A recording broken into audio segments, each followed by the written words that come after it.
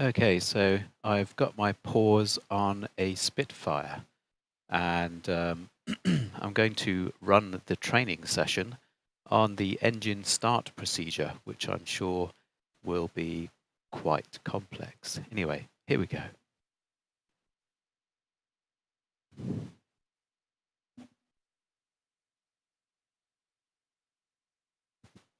Just wait for things to load up. I've always wanted to fly a Spitfire, and I'm sure it's not easy. Okay, let's dive straight in.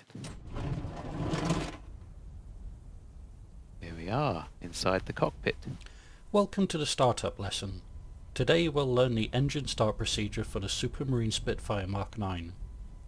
Press the spacebar to begin. Well, let's have a little bit of orientation first, shall we? A quick look around. My keys are a bit fast, but never mind. Just make sure we remember how to zoom in, because we're going to need to operate lots of these things. Okay, let's kick things off then. This lesson will consist of the following parts: preliminaries, starting the engine, and warming up the engine. Press the spacebar to proceed. Let's begin with the preliminary checks before you start the engine. Ensure that the idle cut-off control is in the cut-off position, fully aft. Press the spacebar to confirm. Okay. Check that the undercarriage selector lever is down. Press the spacebar to confirm. Correct. Ensure that the drop tank fuel cock is set to the off position, fully forward. Press the spacebar to confirm. Confirmed. Check that the main tank's fuel cock is set to the off position. Press the spacebar to confirm. Well, I can't see past my stick, but I'm assuming that's off. We'll now test the operation of the flying controls. Let's begin with a rudder check. Look back at the tail of the aircraft and check the rudder pedals for full movement. Ensure that the rudder is moving freely. Use num 4 or num 6 keys to look back if you're not using track IR or a mouse. In order to move the rudder pedals, press the Z and X keys or move your rudder axis. Okay, let's have a look.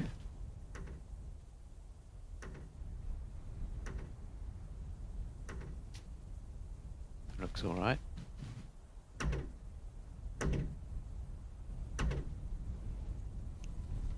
Now let's check the operation of the elevators. Move the control stick fully forward and fully aft. Oh, that's cool. Pre-flight checks, always very important.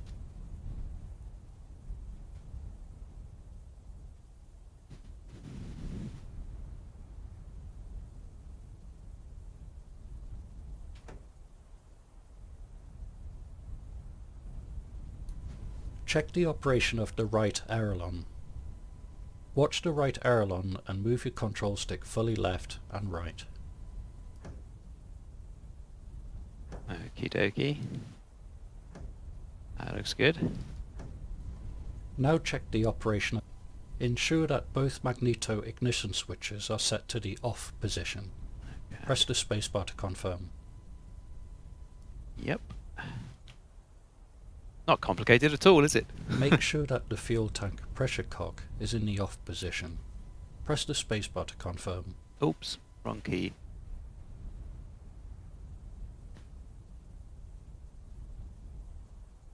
Oh, well, that doesn't look off.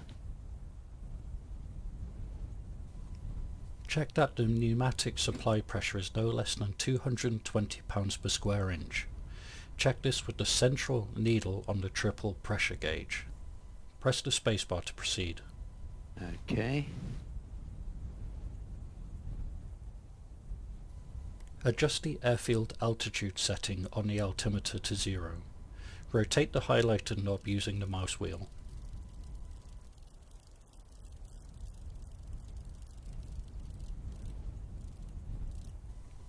We'll now check the operation of the flaps. Set the flap control lever to the down position. Press the F key or click the highlighted lever.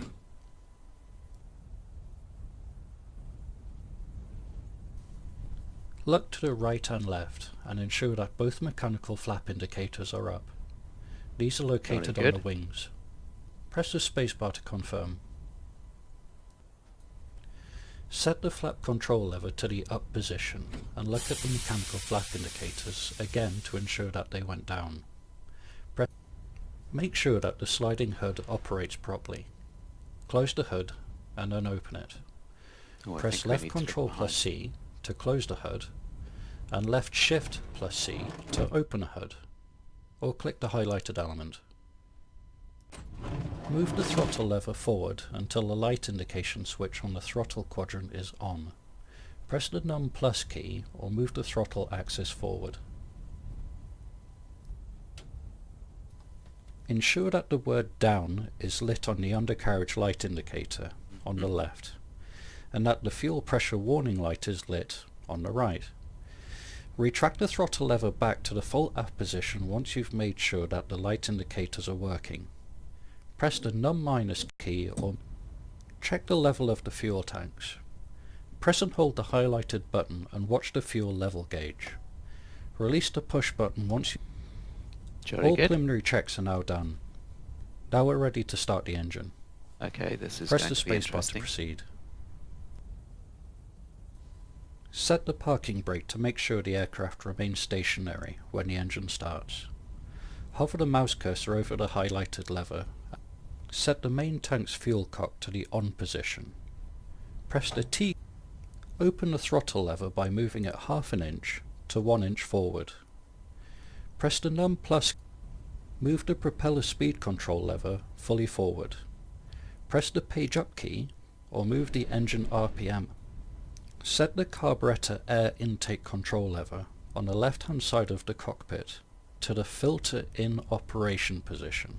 It's fully forward. Unscrew the engine priming pump. Hover the mouse cursor over the highlighted element and rotate. Prime the engine by giving the primer 5 full strokes. Use the insert button or click and hold the primer with the mouse cursor to prime the engine.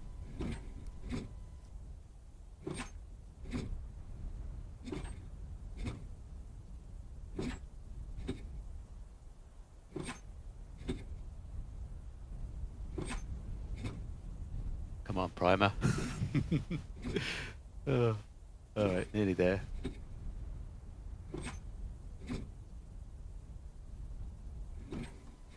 Operate the hand wobble pump until the low fuel pressure warning light is extinguished, or approximately 9 to 10 full strokes. Use the left control plus insert keys combination, or click and hold the wobble lever with the mouse cursor.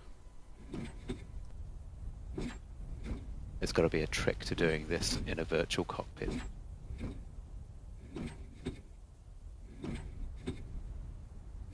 I bet this is really good fun in VR, actually. Wonder if I have to do it quicker. Yeah, it seems it likes it slower.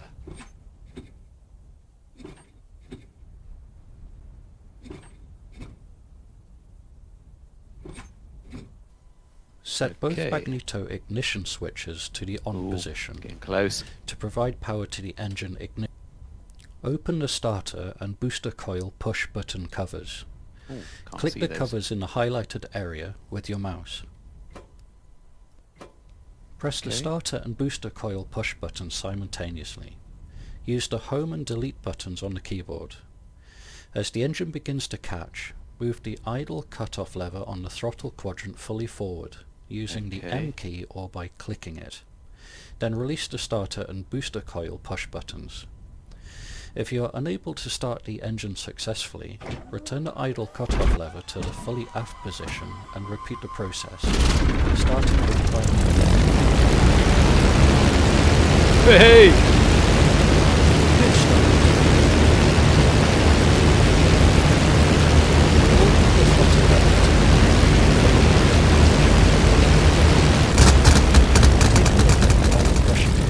Ensure that the oil pressure is in the 60 to 120 parts per square inch range.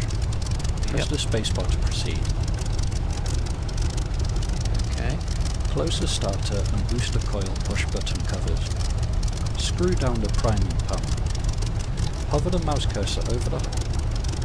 Look at the engine speed indicator and adjust the throttle to run the engine at about 1000 to 1200 RPM. Continue to idle the engine at 1000 to 1200 RPM. Oh, this is awesome. Until it warms up to its 20 degrees Celsius oil temperature in the left gauge and highlighted area, and 60 degrees Celsius coolant temperature in the right gauge.